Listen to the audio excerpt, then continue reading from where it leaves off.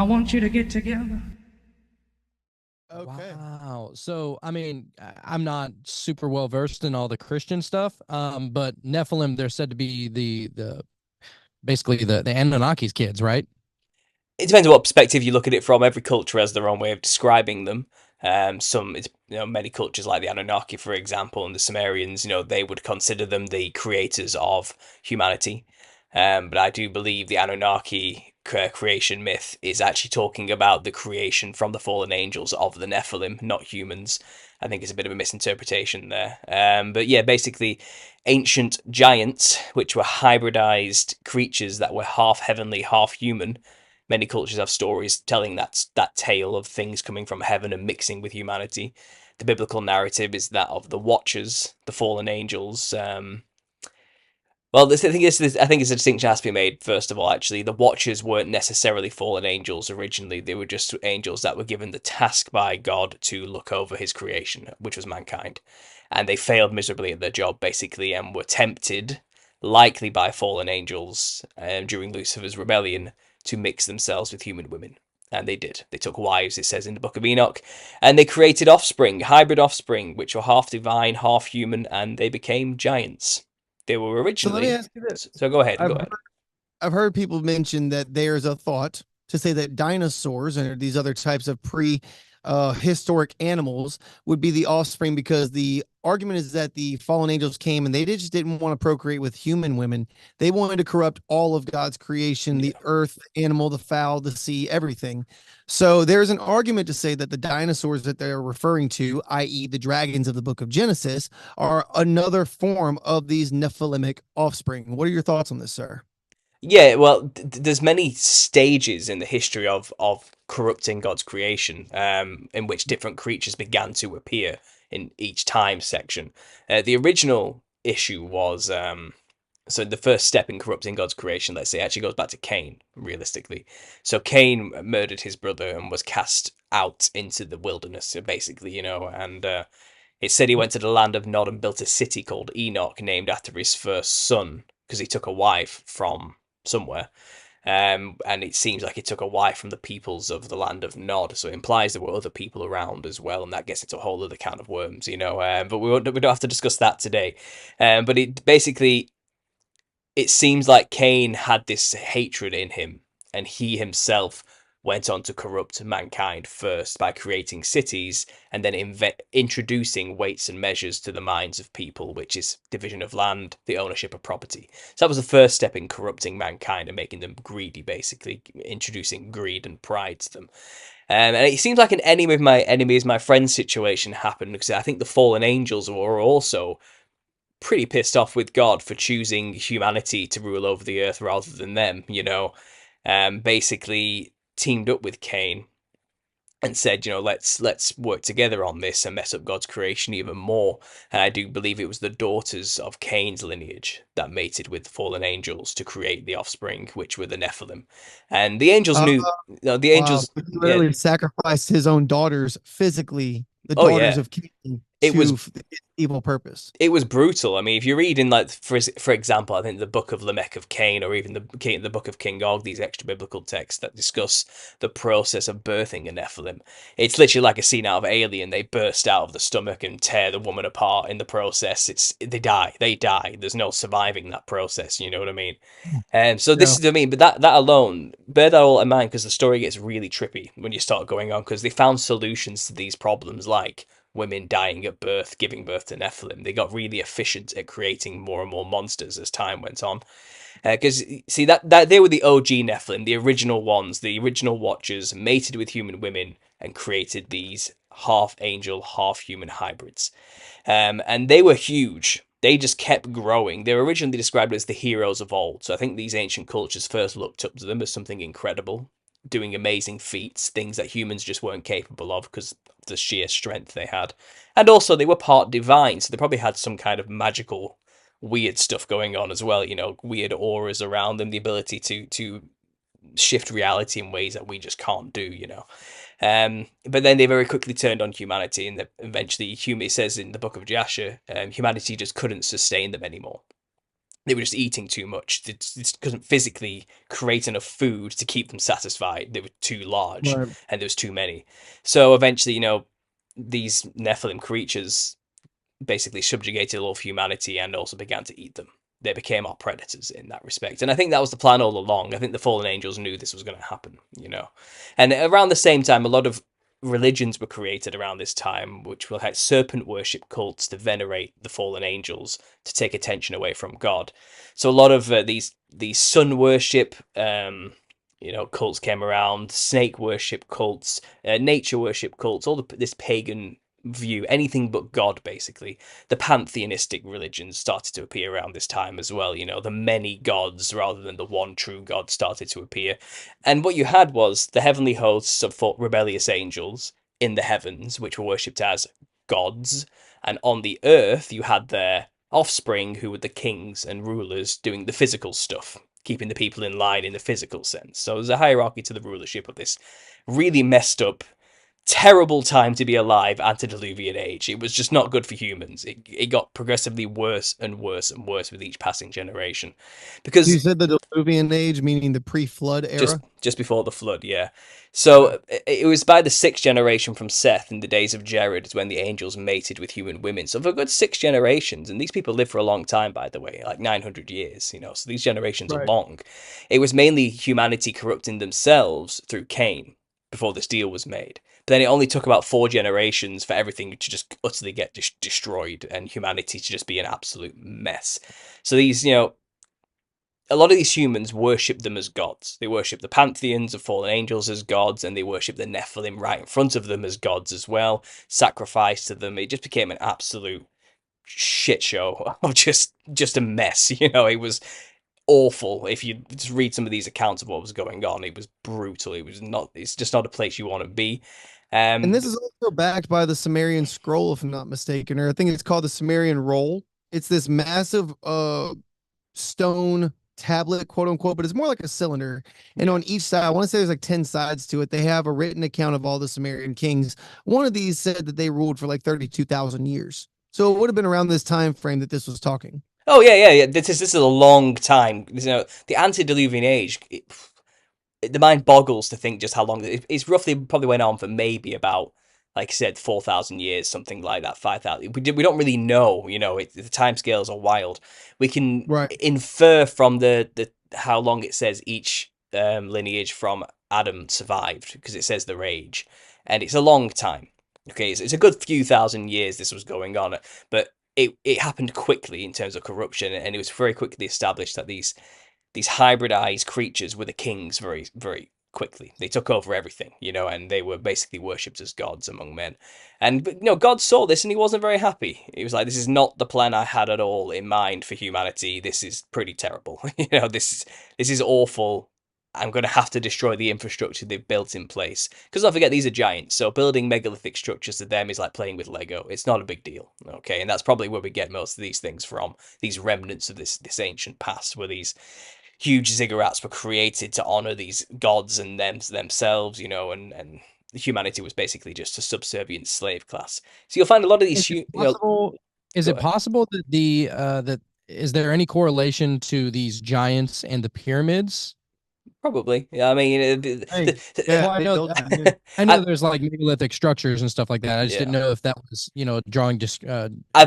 Who knows? I've watched all the documentaries everybody else has about the pyramids. Who knows? But I will say that you could look at the hieroglyphs. You'll see one dude that's like 10 times taller than all the little ones next to him. Now that could mean, because he was the pharaoh of da da da, or could that have literally been his size? And that was like a 1-to-1 ratio. Who's to say? Could have been. Yeah. So I have another question. This is gonna probably sound a little ignorant, so I'm sorry. No, go. But as far as fallen angels are concerned, is there... You know what, Jonathan? I do want to say he's bringing up a lot of biblical information, boom, boom, boom, that I'm like with him on. I'm sure there's a lot of these names he's throwing out that you don't know. Feel free to like jut in and ask those too. Because I mean, for a lot of our cult members, they may not know like the lineage of Seth and like that conversation. You know what I mean? Sure. Thank you for the permission, sir. Oh, shut up. I was just saying, like, I want you to please jump out, because some of those questions I feel like need to be asked. Sure. So as far as fallen angels are concerned, is it possible, and I'm just getting weird here, Were these angels kicked out of heaven, or did they leave on their own? Is it possible that they wanted to leave, or were they absolutely kicked out and God is the one that gave them the boot? A little bit of this, a little bit of that, to be honest. You have to understand. So the fallen angels weren't they're just angels. We can call them fallen angels. They're still angels, whether they're fallen or no. Okay, they still have that power, you know. And the ones that particularly rebelled against God and did this horrible thing were the seraphim angels, I believe. So there's a hierarchy to the angelic order, and just below, well, basically of the highest order, you have the seraphim. They're the ones that are right next to God's throne. It says they sing holy, holy, holy for eternity right around God's throne. They're the closest confidants God had in terms of his sons that he created, this angelic class of being. I do believe they're the ones he entrusted to watch over his creation. So for a long time, these seraphim angels were the gods among his creation. Okay, and this is not churchianity. I'm about to say here. This is a controversial take, but I side with Gary Wayne on this. That there were humans created before Adam and Eve, and they're called the Day 6 people.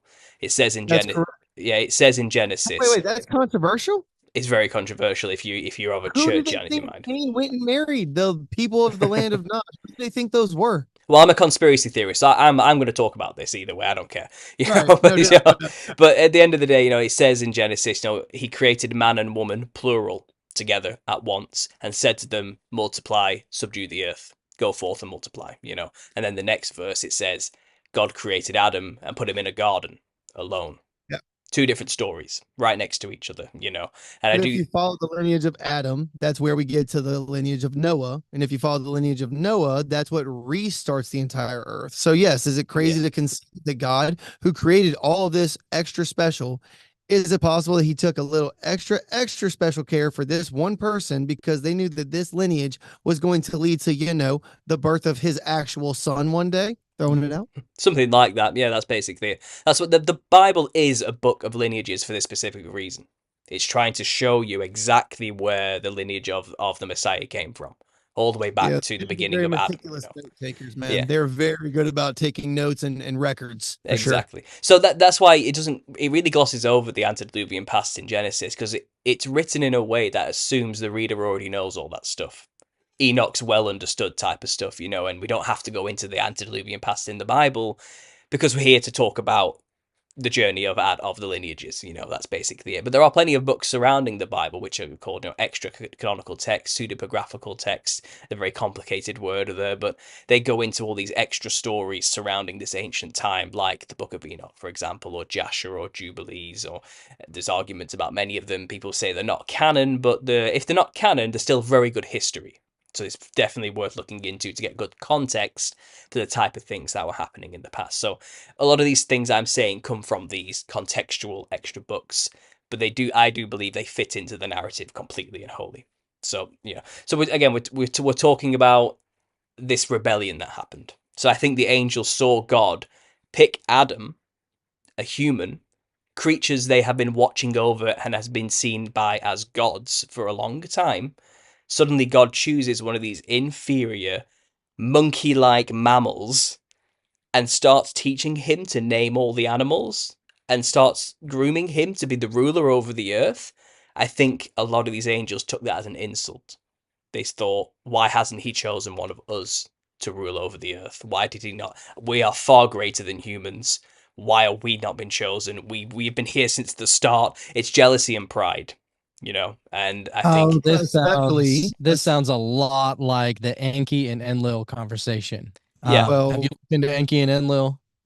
yeah. But these So stories, you have to understand these Enki and Enlil stories. I do believe are bastardized versions of what actually happened, because okay. there was a lot of fallen angels about messing with humanity's history at that time, writing false narratives to paint them in a positive light to maintain these religions, especially just after the flood as well, along with the Tower of Babel that Nimrod was building, establishing the same order that came prior to the flood to re-establish these fallen angels back into positions of power and to reintroduce the Nephilim as well. It was a really messed up time. So I think a lot of these stories line up with the Bible so perfectly because it is the same story, just written from either a pro or negative perspective. based on Let the me culture of the ask you this. peoples, you know. Talking about the flood and the Nephilim that sprung up after the flood, tell me what your opinion is based off of your understanding and your knowledge. If the flood did in fact kill all of the Nephilim that at least walked the earth, we have no idea what kind of Nephilim may or may not be in the sea. We don't even know it's in 90% of the shit. Or underground. Or underground. We have no idea. Or in the sky. Pterodactyls and look, we don't know. We don't know. All I am saying, and I don't mean I'm poking fun to be a bit of comic relief, yes, but I'm not poking fun at my faith either. You know, I'm just saying if we can't laugh at it, then what's the point? That being said, where do you believe the Nephilim resprung up from? Because I have heard multiple theories about where this could have come from. Did the fallen angels just repropagate with human women again? Were there some that built their own boats, or they got to high enough ground to evade this? Were there some that tore a hole in the fabric of time and space and kind of hung out for a little bit till the waters receded, then reappeared a couple decades later? I've heard a lot. Where are you at on it? It's all of them. I've gone into all Okay. these theories that you've talked about myself. I've even found examples in histories of cultures that have nothing to do, so far removed from the Middle East that it begs the question that clearly Nephilim did survive the flood in many, many, many ways. First of all, the Ziusudra story from, you know, the Epic of Gilgamesh, for example, or the Upnapishtim example, from the Akkadian version of the same story. It's talking about a Nephilim who survived by making a boat similar to Noah, but it's not Noah. Because, you know, this person, Ziusudra, is documented as an antediluvian king. In fact, he was the 10th king of Larsa before the flood, and the last king. And he, you know, I think Enkidu came to him. Was it Enlil? No, it was Enkidu came to him and said, "You need to build a boat." God's pissed. He's about to flood the whole earth, basically. You know, sort it out, and he did. He built like a cube-shaped boat, and he brought his wife on there. Then after the floods receded, I believe Enki came to him, or Enlil came to him, and gave him immortality. That's not the story of Noah. That's a different creature. That's a different beast altogether. He was a documented king prior to the flood. Noah wasn't a king. If he was a king, he would have been a Nephilim hybrid creature, a descendant of the Nephilim, because all kings and rulers just before the flood had been established to be the Nephilim by that point. So we know for a fact Nephilim do survive in many ways. Another story, for example, is just before the flood, there was a lot of humans hybridizing themselves. It's described in the book of Jasher that there was the mixing of kinds happening, different species being blended with one another. This came after God's original punishment for the angels who created the Nephilim. What he did was make the angels watch his own children, the giants, murder each other. Once all the big giants had died, the humans decided, okay, well, we'll just hybridize ourselves to be like Nephilim. So they had a lot of these humans creating genetic engineering of some kind to become hybrid, half animal, half human chimera monsters. Mermaids, centaurs, sirens, things like that, you know what I mean? Tauruses, or whatever you want to say. There's many versions of, you know, fish people, bird people, werewolves, dogmen, you name it, Mothman, right. You know, whatever, all these cryptids, all these examples, you know, lizard people. These are humans who have corrupted their DNA in this mixing of kinds period. And that came with also melding animals together, creating lions with the tails of snakes and all these type of things, you know, or like griffins, for example, with the claws of, you know, the head of an eagle with the claws of a lion, or whatever you want to say, you know. That's when that happened, just before the flood. That's when all flesh became corrupted. All flesh. And then God preserved his creation on a boat with Noah, the last human who hadn't corrupted his DNA in any way. Who's to say what about his family? They must have had some corruption, maybe, if Noah was the only one perfect in his generations, you know. But so basically before the flood, it was fucking Narnia. It was crazy. Yeah. Essentially, yes. But I love that you're saying that. All right. I feel like a lot of people don't understand what the world looked like pre-flood. I think a lot of people, just based off of like images we've seen from cartoons growing up or something, that like mankind was still in like the village stage. We hadn't figured out cities and kingdoms and deities and whole systems and education and technology and sciences. Like, I feel like people really don't understand where humanity was pre-flood, because we don't know, because a lot of this has been lost information. A lot of this is suppressed information with the remnants that we do find in our day and age today. But like, you understand that when the flood happened, all of those king dynastic rulers, the lineage of of the floopy flaws of some land you've never even heard of, this centuries and centuries of these generations that have been warring over one reason or another completely wiped off the face of the earth, reset to this one dude in a boat with these animals. Period. That is a wild concept, man. However, some did survive other than Noah. So it does say in the Bible everything on the land was destroyed. There's plenty of hybridized humans around at this time who had mixed themselves with aquatic creatures who can survive a flood no problem. And also Okay. humans who would mix themselves with avian creatures who can fly, who can recede above a flood and float on the water no problem. A lot of these stories, see, flood myths are all over the earth. I'm writing about them in my book. I've gone through every continent on the earth, and there's thousands of flood myths. Okay, some of them are similar to the Noah story, some of them just completely out there and wild, but many people's I say people, remember, all flesh was corrupted, so I believe many of these survival myths are of Nephilim or hybridized humans.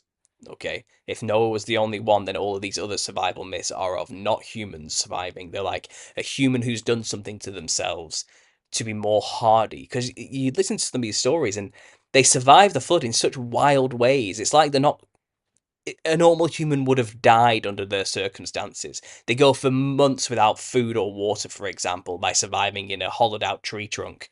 Or they shrink themselves down to fit in a tiny gourd and float out. Really obscure, or they climb to the top of an incredibly high mountain and just barely, by the skin of their teeth, hang on to that tip until the water recedes after a long time and they manage to survive. These aren't humans that are doing this. These must have something that's give them an edge to be able to just barely make it. There's a story in Ecuador of the Canary peoples, for example, and their myth is of a flood came. Two brothers survived by climbing to the top of the local mountain in Ecuador, and when the waters receded, they went down and they found a cave in the side of the mountain, and there was food left there for them. So they kept going back to this cave, and then eventually they discovered it's these two hybrid bird women who are going there and leaving food for them. I don't know why balloons just came up on there, but yeah, Clowns, man. Because Yeah. I Let's see. go. Yeah. So anyway, these two hybrid bird women turn up, and these two men rape them, and then repopulate the entire area with these two hybrid women. So the Ecuadorian people in this particular area, they still believe that they are the descendants of these flood survivors who mated with these hybrid bird women.